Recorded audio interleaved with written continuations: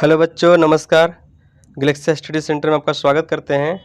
आज के वीडियो में लाए हैं क्लास 11th का फिजिक्स चैप्टर 2, जिसमें आज देखेंगे कि बीमा का उपयोग कहाँ होता है, किस किस जगह बीमा का उपयोग करते हैं। ठीक है, तो आइए सबसे पहले देखते हैं कि बीमा का उपयोग। पहला उपयोग क्या है कि एक पद्धति के मात्रक को दूसरी पद्धति में बदलना। किसी एक सिस्टम का जो भी मात्रक रहेगा उसको दूसरे सिस्टम में बदलना। जैसे एमकेएस पत्ती है, एमकेएस पत्ती में है, उसको सीजीएस पत्ती में चेंज करना है। तो इसका बीमा का उपयोग करके आसानी से किया जा सकता है।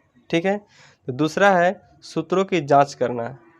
क्या करना? तो सूत्रों की जांच करना। कोई भी सूत्र दिया हुआ है उसको बीमा का उपयोग करके हम आसानी से सूत्रों की जांच कर सकते हैं कि सूत्र सही है या गलत। राइट।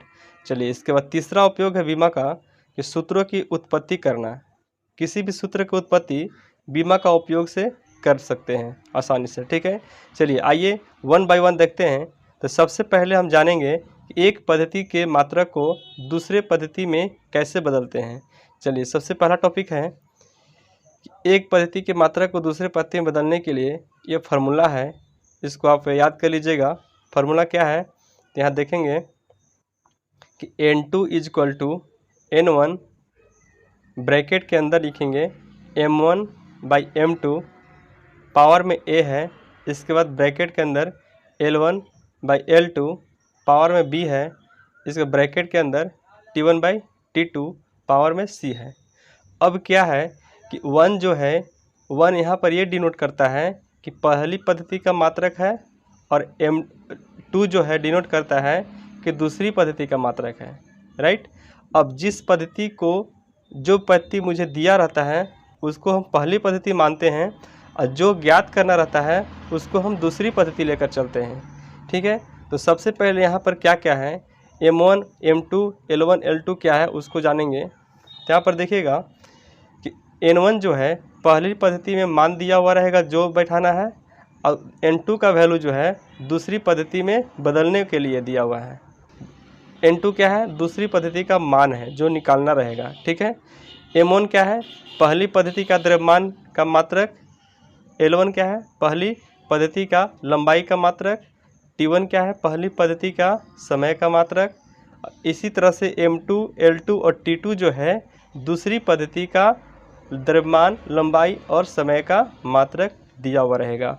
ठीक है, तो आइए सबसे पहले चलते हैं। इसके बाद यहाँ पर देखिएगा A, B और C क्या रहेगा।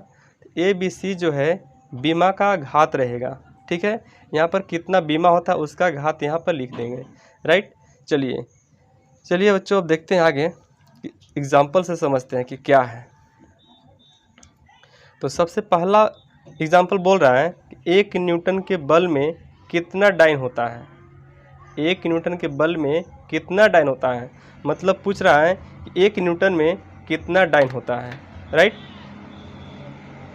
तो सबसे पहले यहाँ पर देखेंगे 1 न्यूटन जो दिया हुआ है, 1 न्यूटन ये कौन सा पद्धति में दिया हुआ है? तो MKS पद्धति में दिया हुआ है। कौन सा पद्धति? MKS पद्धति। ठीक है। अब डाइन जो निकालना है, ये डाइन ये आपका CGS मात्रक में है। कौन सा मात्रक है? तो CGS। तो ये जो है पहली पद्धति है जिसको हमको बदलना है दूसरी पद्धति में। तो ये आपका N1 का वैल्यू दे दिया है। अब N2 का वैल्यू क्या बोल रहा है? निकालने के लिए। तो यहाँ से N2 का वैल्यू निकालने के लिए बोल रहा है। ठीक है, आइए सबसे पहले जानेंगे कि 1 न्यूटन जो होता है किसका मात्रक होता है? तो बल का मात्रक होता है। तो बल का सबसे पहले मुझे बीमा पता होना चाहिए। यहाँ पर लिखेंगे बल की बीमा। ठीक है, तो बल की बीमा क्या होता है? तो इसका बीमा होता है MLT-2। ठीक है, अब इस बीमा को कंपैरिजन करते हैं इसके माध्यम से M पावर A, इसके बाद L पावर B, इसके बाद T पावर C। ये दोनों को कंपैरिजन करने से यहाँ पर A, B, C का वैल्यू पता चल जाएगा। ठीक है, तो यहाँ से मुझे A का वैल्यू कितना मिलेगा? तो A का वैल्यू M के पावर जितना रहेगा। तो यहाँ M का वैल्यू पावर कितना है? तो 1 है, तो इसका वैल्यू 1 मिल गया। इसके बाद बी का वैल्यू कहाँ से मिलेगा, तो बी का वैल्यू यहाँ से एल का पावर देखेंगे, तो एल का पावर कितना है, तो 1 है। इसके बाद सी का वैल्यू कहाँ से मिलेगा, तो सी का वैल्यू मिलेगा, तो सी का वैल्यू कहाँ से मिलेगा, तो टी के पावर देखेंगे, तो टी के पावर कितना है, -2 है, तो यहाँ पर मिल गया -2। आइए अब इसको सूत्र के अनुसार चलते हैं। तो इसका सूत्र क्या होता है, N2 निकालना है, दूसरे सिस्टम का वैल्यू निकालना है, तो N2 = N1। इसके बाद याद करने के लिए आसान तरीका याद रखिएगा, MLT, बस करना है कि M1 M2 कर देना है, पावर में यहाँ पर A रहेगा। इसके बाद यहाँ पे क्या रहेगा, L रहेगा, नीचे L, यहाँ पर L1, यहाँ L2, इसका पावर कितना रहेगा, B।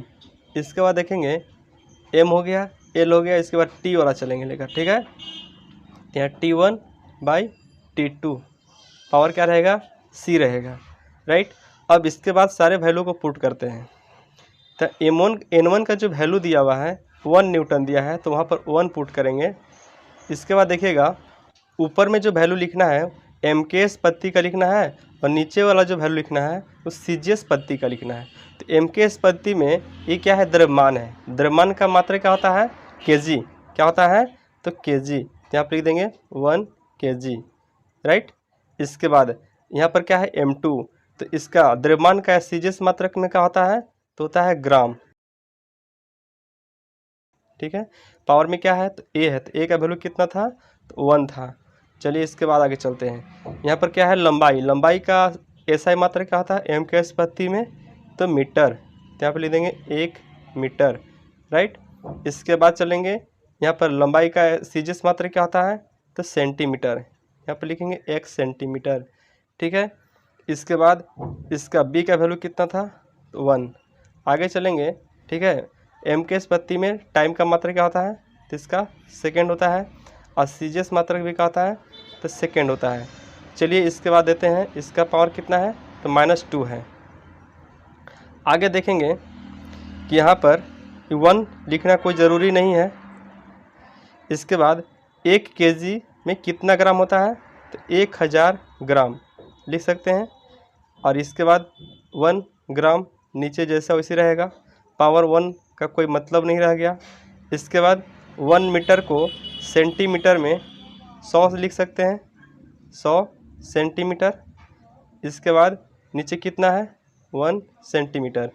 इसके बाद यहाँ पर सेकेंड से सेकेंड चला जाएगा, तो क्या बचेगा, 1 का पावर -2, ठीक है। इसके बाद यहाँ से ग्राम गया, कितना बचा, 1000, बीच में मल्टीपल का साइन है, यहाँ पर कितना है, सेंटीमीटर से सेंटीमीटर गया, तो बचा कितना, 100। यहाँ पर 1 का पावर कितना भी रहेगा तो क्या हो जाएगा, वैल्यू 1। तो इसका मतलब है यहाँ पर कितना आया वैल्यू, यहाँ पर वैल्यू आया 3 और 2 5, 10 के पावर 5 डाइन। तो 1 न्यूटन में कितना डाइन होता है, तो 1 न्यूटन में 10 के पावर 5 डाइन होता है। समझ में आ गया।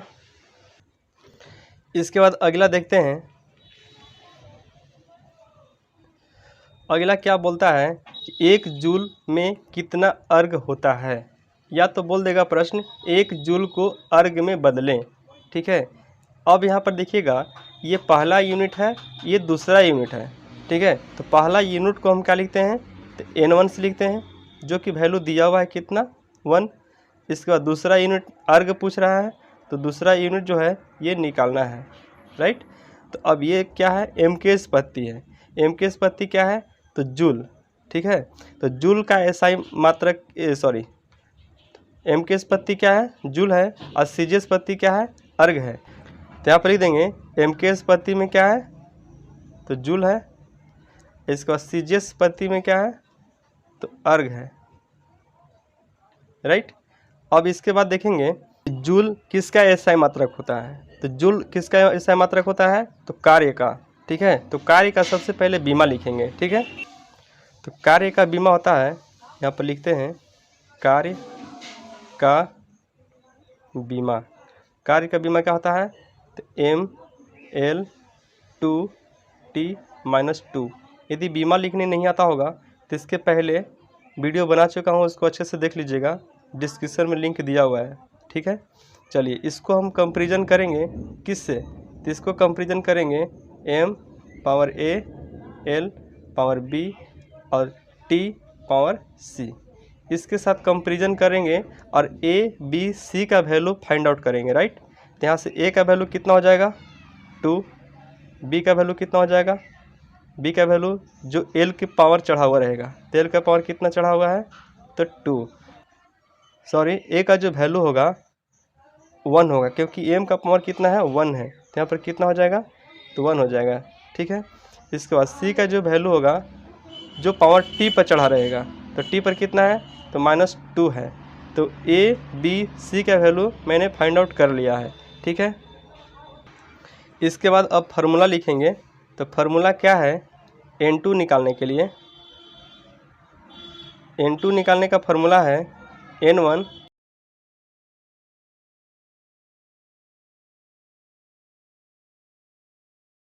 c। ठीक है, अब इसके बाद n1 का जो वैल्यू है कितना है, तो n1 का वैल्यू देखिए 1 है, तो यहाँ लिख देंगे 1।